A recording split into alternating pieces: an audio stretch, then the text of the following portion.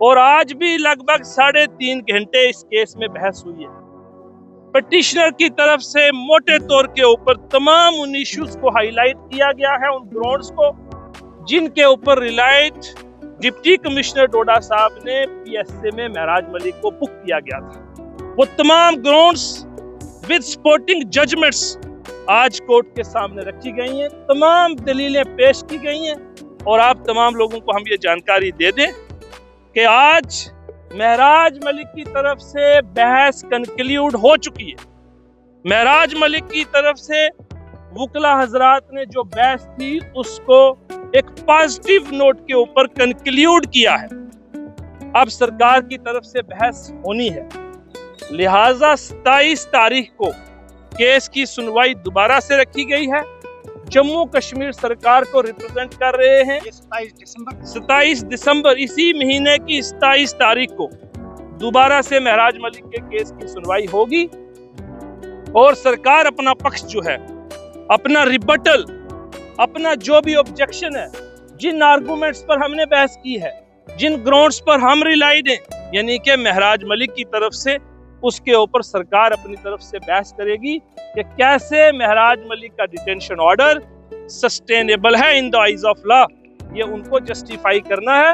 लेकिन मैं आप तमाम को ये जानकारी दे दूं कि आज महराज मलिक की तरफ से लगातार 3.5 घंटे बहस होने के बाद महराज मलिक की तरफ से बहस कंक्लूड हुई है। केस हमारी तरफ से जो हमने अपनी जो जजमेंट्स थी वो भी हमने कोर्ट में सबमिट की है।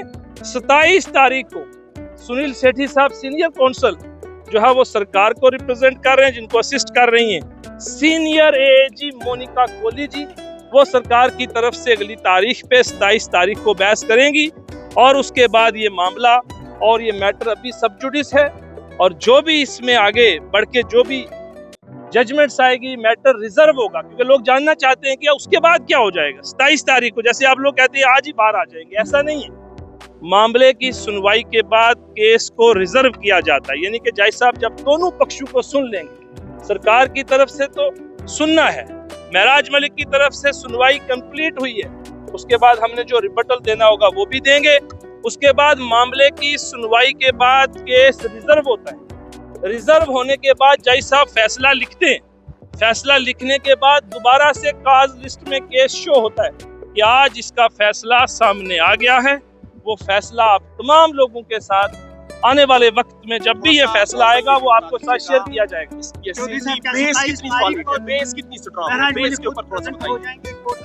क्या कह रहे हैं?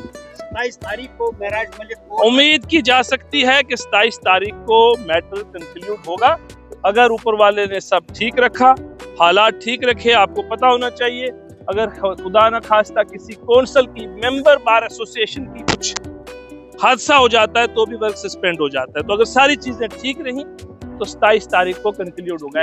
आपने अपना पक्ष जो है वो रख लिया है, लेकिन अब थोड़ा सा ये भी समझना चाहेंगे कि बेस कितनी स्ट्रॉन्ग है इस पीएसए के केस में, जो महराज मलिक का बेस अभी तक आपकी। मैं मोटे तौर पे आपको ये कहूंगा वेरी स्ट्रॉन्ग केस ऑफ महराज मलिक है, बहुत ही मजबूत केस है हमारा और उसके सारे ग्राउंड्स में आज बिकॉज मैटर इज सब जुडिस तो मैं उसको एक्सप्लेन नहीं करूंगा, मगर जो हमारे ग्राउंड्स हैं, नंबर ऑफ ग्राउंड्स भी है, we challenge this PSA on multiple grounds, not only one grounds.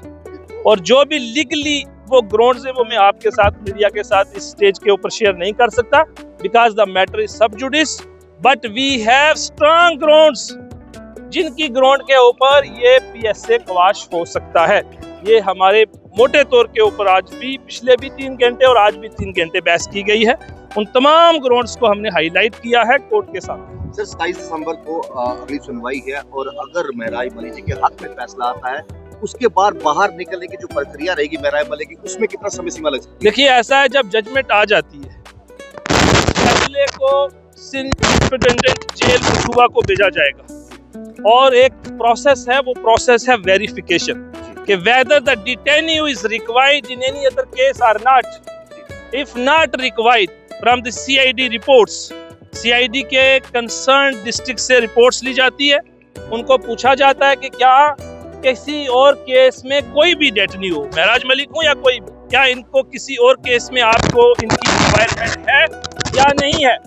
तो अगर रिपोर्ट पॉजिटिव आती है कि yes he is no more required in any other case, तो it is duty bound, the superintendent is duty bound to immediately release the detainee